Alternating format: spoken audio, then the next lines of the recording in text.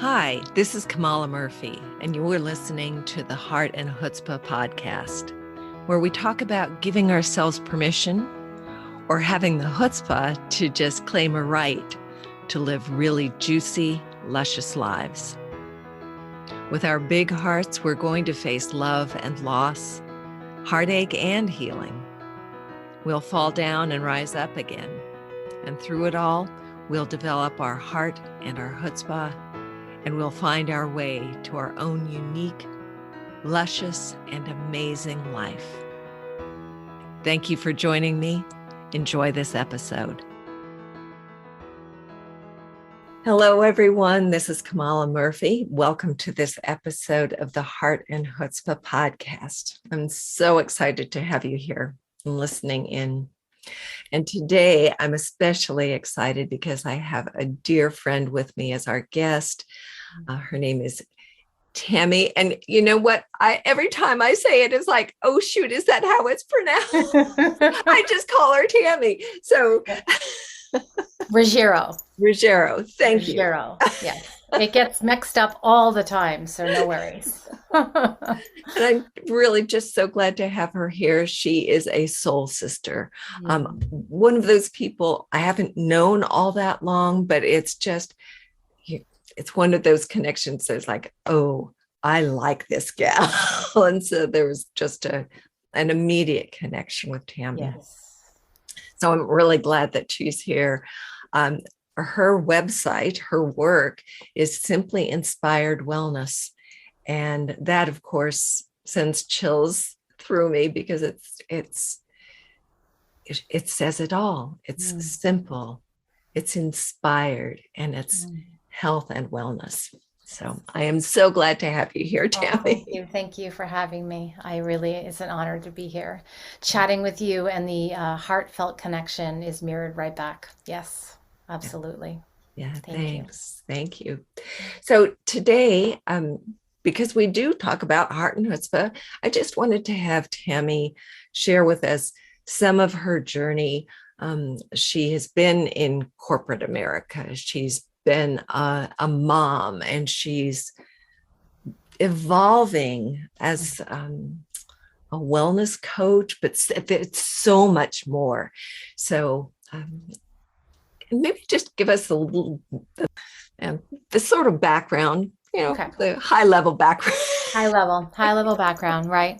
So I'm calling it the journey of self-loathing to self-love. And as I look back historically, just from childhood all the way up till now, I spent a good majority of my life really feeling just 100% like uncomfortable in my own skin, walking around with like sort of a shell, not really knowing who I was or what I wanted, always seeking outside of me to see, oh, well, that looks okay over there. Like, let me go do that. And feeling like I had a certain way I needed to be successful. Yes. And so that went from, you're going to go to college, and then you're going to graduate college, and then you're going to get a job, and then you're going to get married, and then you're going to have kids, and then It was like all planned out in my head. All planned out, yes. But it was really not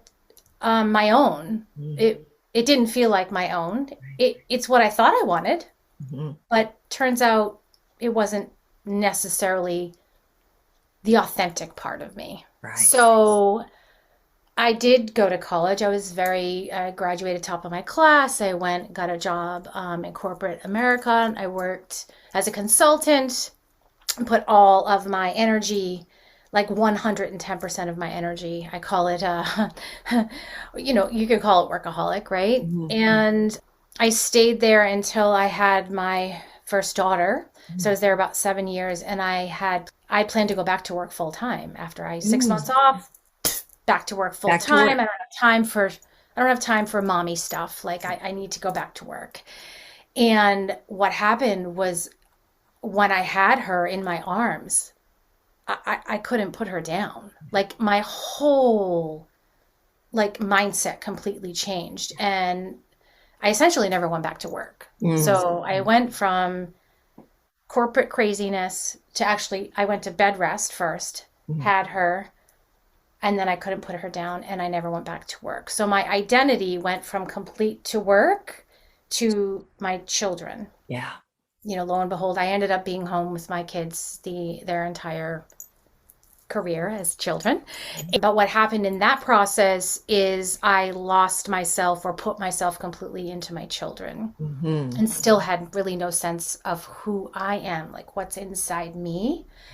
And as they grew older and didn't need me 100% of the time in elementary school, like I wasn't with them, the self-loathing, you know, was just kind of always creeping in the background. And I ended up drinking.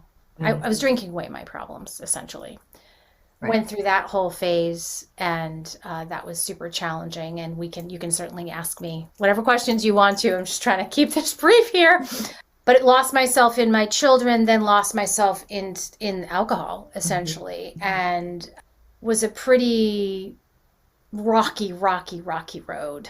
And, you know, had my dark night of the soul, which was my first spiritual awakening. And as I came out of that, I fell into like, what am I going to do now? Now I'm sober, but I don't know who I am. I still don't know who I am. You know, and that's how the coaching came in. Yeah. You know, you mentioned the self-loathing, and, you know, I think that's an important piece because, in my opinion, you know, going from that place of self-loathing to finding your authentic self, you know, it is such a huge journey. And I think to really go to the depths and, you know, suss things out, that is chutzpah. You know, I think that is one of the biggest challenges, especially for women, to, you know, because as you said, you know, you had the plan, you knew what the plan was, not that it was your plan, because, you know, all of that is put on us, and, you know, we don't really know any better. So, but that self-loathing part, I think, is really key, because we keep pushing who we are down. And it's like that, I know I'm something different, so I'm hating who I'm becoming or who I'm showing up as, almost. Yeah. I think the feeling of disconnection was what was so ever present, and I didn't know what was happening. The truth is, I thought I was on the right path always, and I was just trying so hard to prove that I was enough. Yes. Prove that I was worthy. I didn't know I was doing this. This is all after the fact, reflection back as I'm coming into this state of presence and self-awareness, which is all part of the journey. But, you know, I was type A, overachiever, perfectionist. I couldn't ever get it perfect enough. You get an A, I want an A plus. You know, it's just, it was, when I look at it now, it's quite, I don't even know what the right word is. Abusive. Yeah. Self-abuse, self-loathing, right? And those words are strong. They're strong. I get that self-loathing and self-abuse are strong words. But I had to take a really hard look at what I was doing and realize that it really wasn't serving, certainly wasn't serving me, and it really wasn't serving anyone around me, right? Yeah. Always putting other first. It felt like people pleasing, wanting to make everything, wanting to be in control, didn't want to ever sit in the unknown. I had to have it all figured out, and it was going to go this way. You know, it's just not a very loving, self-loving place to be. Right. It's very, very constricting. And I'm feeling with you, because you and I have some similar backgrounds, and there's, you know, that idea of always that having to prove and having to be for everyone else. And and we don't know it. We really think, oh, this is the way it's supposed to be. Right. Or at least I did. I Right. just thought, well, of course you care about, making everyone else happy. Right. Of course you do that. I figure in my background, there was a lot of that ancestrally, So that's what I learned. And then there's society putting stuff on us as well. Is huge. Society is huge in that. And we are all essentially programmed. We don't, I did not know this. Right. Just, it was assumptions that I was making about what I was supposed to be doing. And I'm not saying that I regret any of the steps. And I don't even regret what I needed to learn through some of the really big mistakes that I've made or the big challenges that I've overcome and faced, because they all have contributed to basically what I call journeying back home, right? Because we're all born these beautiful, bright, light souls, and we lose connection with that soul. And we literally, it's like we're born in union. And then it just separates. We just separate from ourselves. And the journey is to come back home and realize who we truly are. And, from a soul's perspective, like everything is fun. Everything. There's no good or bad. There's no judgment. And it's been hard from the human perspective to actually step into being able to see things that way. But it certainly brings a lot more levity to my life, because I could spend my entire life judging everything that I've done wrong and everything that I wish I didn't do or wish I didn't impact other people. But the reality is I can't change it. Right. So I can choose to be in the present moment and learn from that and move on and move forward, or I can sit here and just spend my entire life in my past. Right. Wishing it was different. And that's not serving me either. Right. So the loving thing to do is to use the history of my life as a learning experience, bring it in, filter it in, and figure out what can I do now and how can I make different choices moving forward. Yeah. And that's a shift. That's a shift. That's a loving shift that I wish upon every woman, every human being out there, to give themselves a little bit of compassion and learn from their journey rather than spending their time in the self-loathing space forever. It's just not what life's about, in my opinion. Right. Yeah. And another way of place that you and I are like, oh yeah, I think that we're meant to be joyful. So when you speak about the soul is here to have fun, to enjoy this life. Yeah, to experience it.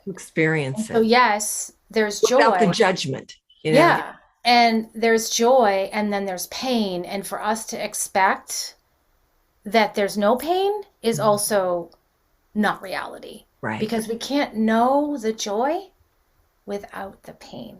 Exactly. And so the idea is how do we make that, how do we dance with it all and not judge everything that we as humans believe is negative and bad, instead of just coming from that deeper perspective that this is part of the journey. The mistakes are part of the journey. It's all part of this soul coming into this body to get to experience life on earth. The magic of being alive was what I call it. I love that. Yeah. Magic of being alive. Yeah. It's truly a gift. Every day I wake up and I thank God for this day. And I mean that from I thank the universe that I have another day to experience my life in this form right now. Yeah. Cool. Yes. I love that. So I know that you studied to be a health coach. Yes. Not fairly early on, but 2012. Yeah. And so what prompted you to take that route? Or was there anything that prompted you? Or was it just like this natural flow from? Yeah. So what I remember of the journey is that I got sober in 2009, and I was like, what am I going to do now? I need to do something.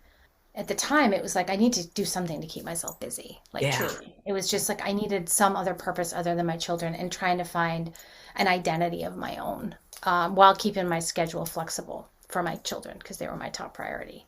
And so I'd always gravitated towards anything healthy. But funny enough, like I really wasn't. I really wasn't. I didn't know enough about. I thought I was on the right path. I thought I was doing things the way they were supposed to be done.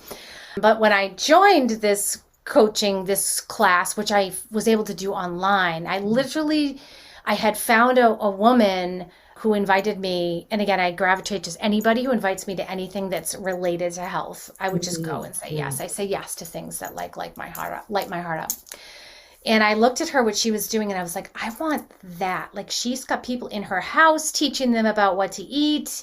That sounds fun. That was like just like a tickler. And so as time went on, and I'm still like, well, I tried, I did all the volunteering things. I tried selling silpata jewelry. Nothing was working. And I just started getting online and saying, I think I Googled something like health coach or like health nutrition consulting, something, found the school, and I was like, this is what I'm supposed to be doing. So that's where that journey started. And since then, I have studied under a number of different programs. I have a number of different certificates, but that started the journey of, oh, let's do this for Tammy. Let's do something for me. So it started out for me, and then it evolved over time. I tried many different avenues into, wow, this is passion. This is my passion. I love being one-on-one with people and holding space for people. And, the health coaching has just evolved from speaking mostly about food, which is really important. I still talk to people about food and how that's a baseline for internal health and wellness. But it's expanded so much more into, I think you called me a wellness. I call myself these days a self-love and wellness coach, right? Yes. Which has been a recent shift in what I say. I used to still call myself a health coach. And really have broadened the scope where self-love is in the center of my model, and then there's foundations for well-being around and we dive into where whatever that person needs to go. Like it's not, I'm not steering the boat. Right. Client steers the boat, and they always know what they need. Yeah. So that's how I ended up in the coaching realm. And again, from a higher perspective, when I look at it, I would have not ended up with this spiritual awakening and with the opportunity to go, oh my gosh, like, what am I going to do for myself that's different than what I was doing? And how am I going to get there? If I hadn't had that problem with the alcohol and gone through all of that, I wouldn't have found this. I mean, I wouldn't be doing what I'm doing right now. And I am super grateful for that experience that's brought me here. Right. Yeah. Yeah. That's one of those kind of weird things that we really do have to go through these dark nights in order to find the place where we get lit up, where we take those next steps that really are our paths. Yes. I love when you said that you follow the things that light you up, because do. when you say it, Tammy, it's like you can see that, And I think when I called you a wellness coach, there's more to that than health and wellness. It's just so rich and full because there are all these other aspects to it. And the client, as you say, they know what they need, and you just sort of help guide. Yes. They have all the answers inside of them. They might not know how to get from A to B, but as we work together, everything is revealed that needs to be revealed. And it's so joyful for me to witness that. Yeah. It's really, like I said, I think earlier, of the path for me has been reconnecting to my soul and what makes me authentic. And I so enjoy guiding women to learn that how to love themselves. Like it's a practice. It's not you just say one day, "Oh, I love myself." It's actually a dedicated practice, Right. which is Right. multifaceted and very unique for each person. Mm-hmm. And through that journey of loving self, you discover who you truly are. And then your authentic self, as Sarah Bon Brethnock, I always say her name wrong, but she wrote the book Simple Abundance, which is Yes. one of my guiding posts. The authentic self is your soul made visible. And so if you can't connect into your soul, which is part of the work I do, you don't know what it's trying to express through you. So that journey to connect in, oh, like what makes me me? There no two humans are alike. This is what's really special, right? We all have a flair. And so when you follow your heart's desire, you're actually listening to the whispers of your soul. When you light up, when your whole body goes, oh, yes, that's your soul saying, yep, that's the connection I'm looking for. Like, go there, go there, go there. And so I've learned over the years to connect my mind to my body and my soul. I used to just operate from the chin, Head. like the neck up. It was all head analyzing. Is this the right thing? What's the pros and cons? It's very, very ego driven. Right. Right. And I still do that. And I still have to take that deep breath and go, wait a minute. What's my body telling me? And when my body speaks to me and I feel that resonance, that's when I know, oh yes, this is the next right move right now. And then I reevaluate. That awareness is huge. Reflection is all things that I never used to do. I was just go, do, and then beat myself up for everything that went wrong and never really, give myself that grace of like, wait a minute, what did I learn? And what's powerful to move forward? And can you have a little compassion for yourself? And, you are human. It's like, no, there was none of that for Tammy. Right. Cutthroat. I love not that I love that part, but I love what you were sharing about really connecting in, because and I'd like to ask you about this, but a lot of women that I know especially who have been in corporate America or entrepreneurs, what a lot of it is from the neck up and do, prove, right? Yes. So what are some of the things, I know you have a special ritual every morning and we'll share more about that, but are there some things that you really help women to do to pull themselves out of their head and help them really get into their body more? Yeah. I mean, there's so many different options. And again, the way I coach is to provide us some suggestions. And what I love about my clients or what I share with my clients is that just because I do something does not mean that you need to do it, right? As a client, anything that I offer, I always preface it with, you need to filter this through your authentic self, through your soul, and you see what works. Does this resonate at all? And even if it's something to try, it's an experiment. It's always an experiment.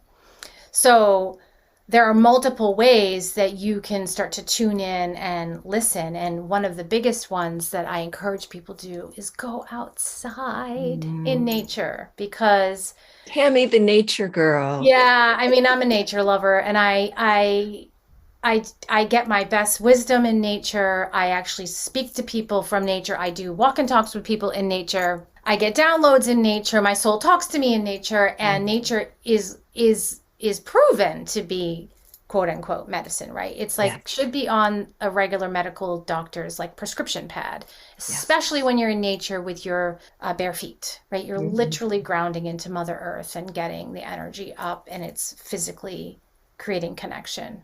So my three biggest things, nature's like number one, but my three biggest things are, you heard me use the word connection. And I believe that there's time and space where I encourage people to figure out how they connect to themselves, which is most important, because when I say connect to yourself, I'm like, connect to your soul, connect to something greater. So spirit, whatever you want to call it, universe, greater source, and connection to others. And through those three areas, you are able to have that relationship with yourself, right? So connecting to yourself, when you're connecting to spirit, you're actually creating that space to then connect to yourself.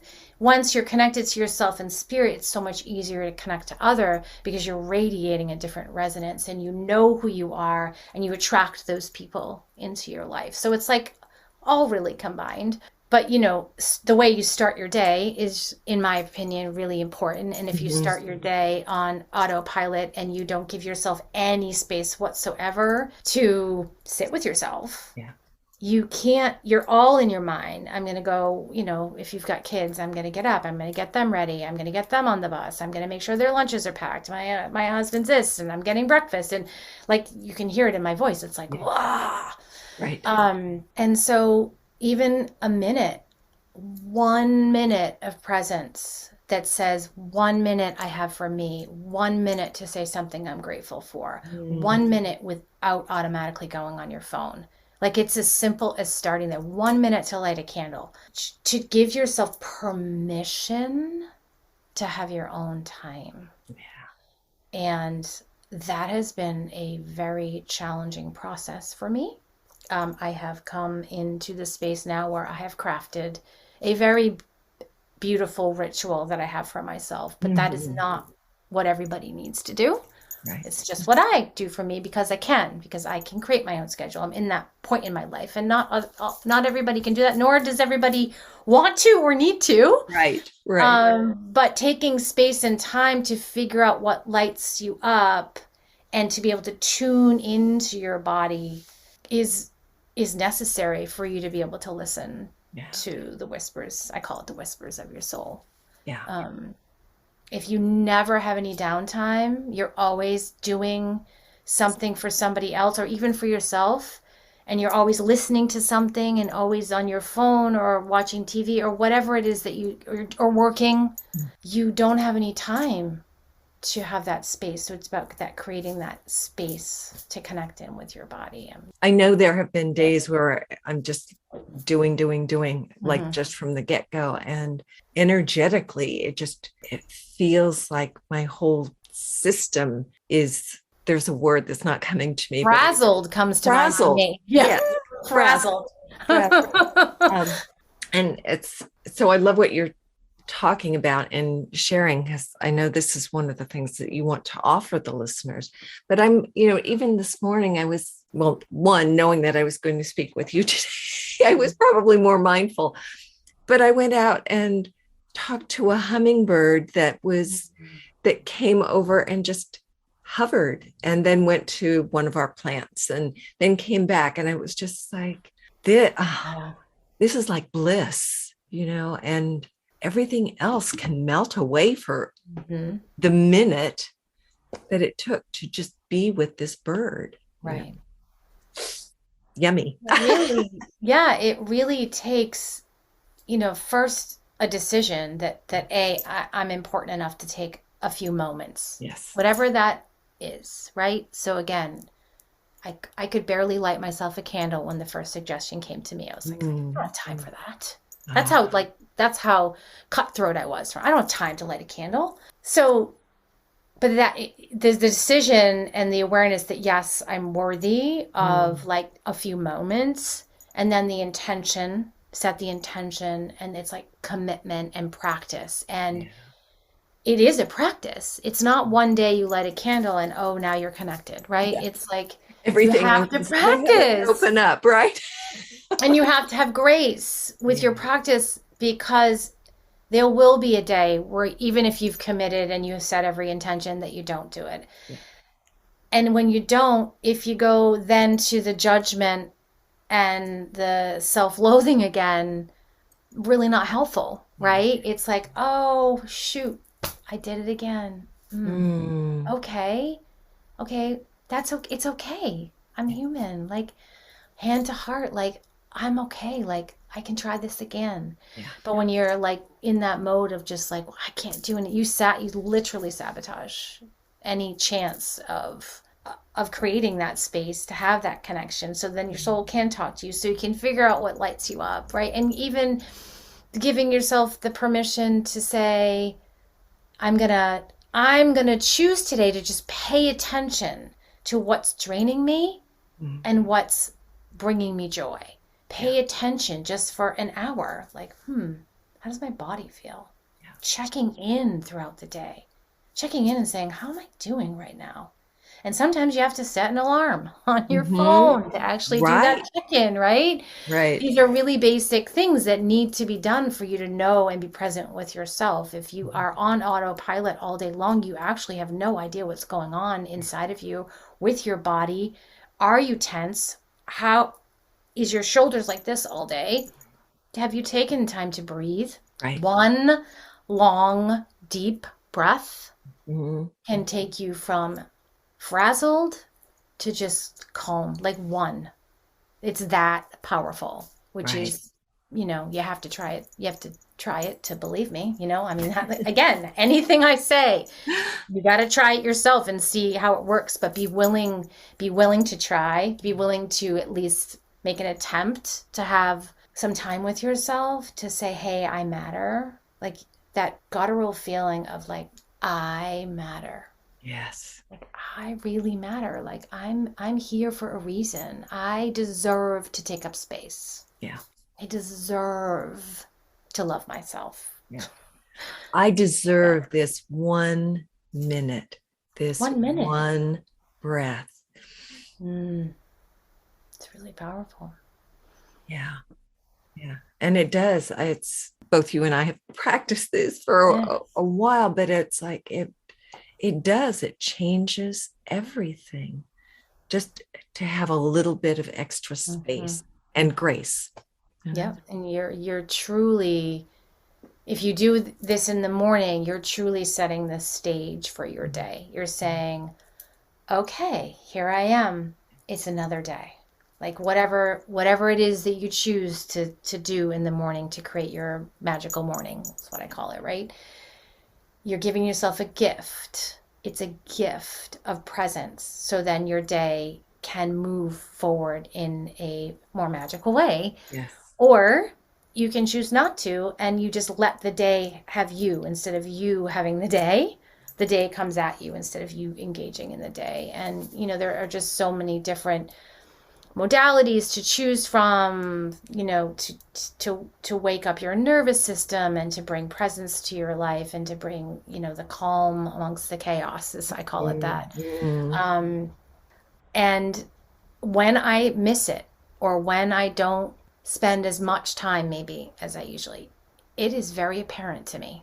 And that did not come immediately because I had to give it enough time to show me that it was working, right? Because again, you can't do it for a few days and expect like miracles to happen, right? It's a practice. Yeah. But when you get into the groove and then you move away, if you've been into it long enough, and then you move away from it, you go, oh, that's what shifted. It's like this aha of like, holy moly, I missed this today, or this didn't happen. Okay.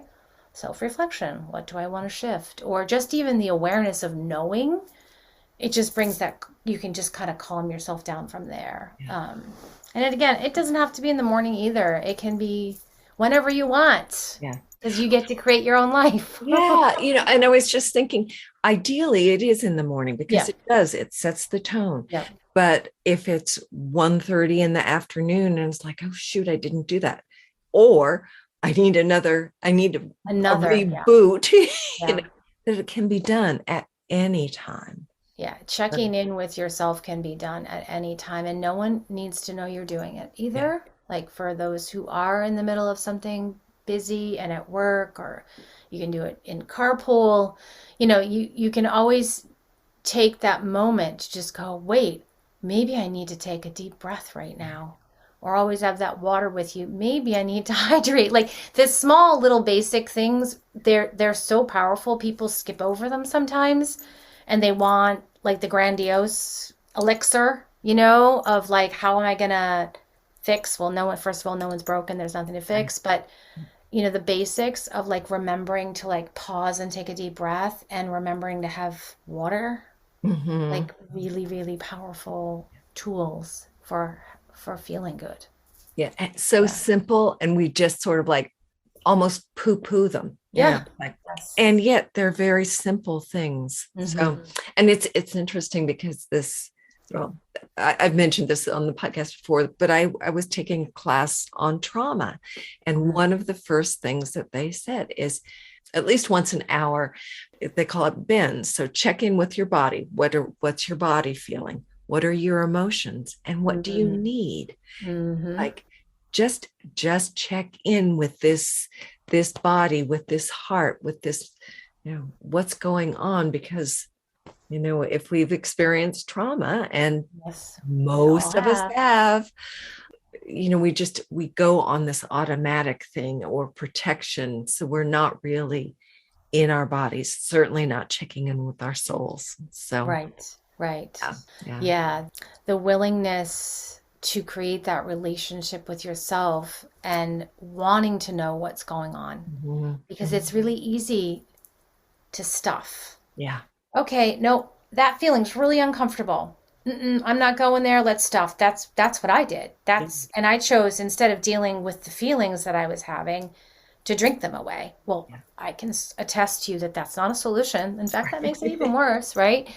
Those moments where you check in with yourself and go, I'm feeling really agitated right now, and you're really owning what's happening. Maybe you can't deal with it that moment, but it's owning, I just went from 0 to 180. Or, you know, I'm feeling really sad, but I don't know what to do with that. Just having that awareness with yourself allows you to kind of table it over to the side, because you're acknowledging the little girl inside of you that's wounded, which we all have.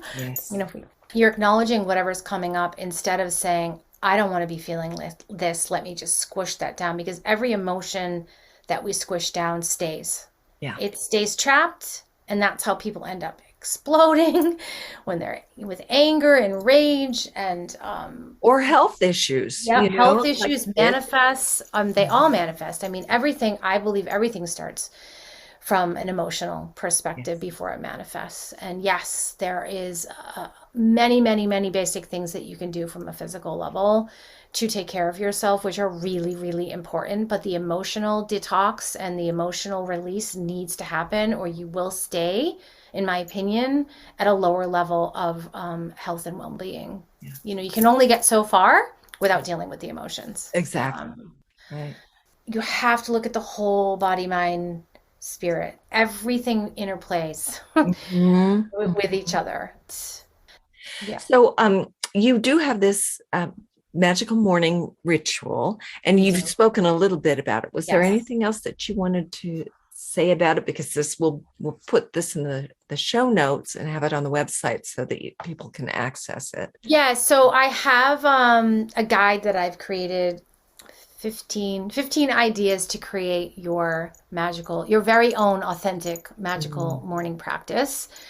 And I basically took everything I've ever tried and everything I've experimented with, and even some things that maybe I'm not actively doing in the moment, and created them into a guide. And I fully believe in the idea of ebb and flow with with whatever practice you do. So you come up with something that's working, and then you check in again. Check in with yourself. How is this going for me? Am I enjoying this? Am I getting the same value out of it that I that I was getting a year ago, or whatever it is? I really encourage people to think of it as not another to-do, right? Because it's very easy to have your checklist of like, eat breakfast, I gotta make my bed, and the chores. Like, this is not, in my mind, a chore. This is a necessity and a gift. A gift of self-love. It's a way to start your day with self-love. And that is how the energy that has gone into creating the ideas for you again to filter and go, what's one of these things that lights my heart up? Yes. And what might I like to try? Really give yourself permission to say, hey, I matter. I love me. I can take a moment in the morning to say, hey, I matter. The other thing that's really important to note is that, and I think people hear this a lot, if you don't take the time to have a loving, like really loving, like relationship with yourself and really embody self-love, you're actually not able to give and have that energetic, loving connection as deeply as you would with anyone else. Right. Which is why it's really, some people say, oh, it's so selfish. Self-care is selfish, right? This is not self-care. Self-care is part of self-love. Mm-hmm. Self-care is some facets of self-love, but self-love is looking at yourself and saying, what is it that I really need right now? Yeah. And how do I make this happen for me? What kind of things do I need to do for myself? What kind of boundaries do I need to set? How am I speaking to myself? Who am I spending my time with? Yeah. Like, how do I feel on the inside? That really getting in touch. And am I spending my time doing things that nourish me and resonate with, again, that soul inside? Right. That's the journey. Yeah. Connecting it with that. That is self-love. That is embodying the energy of love. Yeah. And the magical morning practice is just one way to create space to get to know yourself. It's lovely. Yeah. It really is lovely. Yeah. Thank you. And as we've talked about before, that there's learning to love ourselves is an act of courage, heart and chutzpah and courage. And for those of us who are light workers or way showers or whatever we call ourselves, right? This is what we need to do. Yeah. No more self-abandonment. This has been wonderful. Thank you so much, Tammy. I really loved this. And I want to thank our listeners. But there's often one question that I like to ask folks, and that is, if you could whisper in the ear of a younger version of Tammy, what would you whisper to her? Oh, you are so loved. Be 100% unapologetically, authentically you. Always. That gave me chills. Thank you. Thank you. Yeah, that's what she needs. Yeah. Wonderful. All right. Well, thank you, Tammy. Thank you, listeners. I'm so glad that you were able to join us today. And until next time, bye for now. Love and blessings. Thanks, Kamala. Thank you. So there you have it. A little heart and chutzpah for the day. Today, give yourself a little permission to be both big-hearted and a little feisty, just like you were created to be. Thank you for joining me. I hope you'll reach out to me via social media at Kamala Murphy, and it's Murphy with an EY, or at my website, kamalamurphy.com. Again, thank you for joining me. Many blessings. Until next time. Bye for now.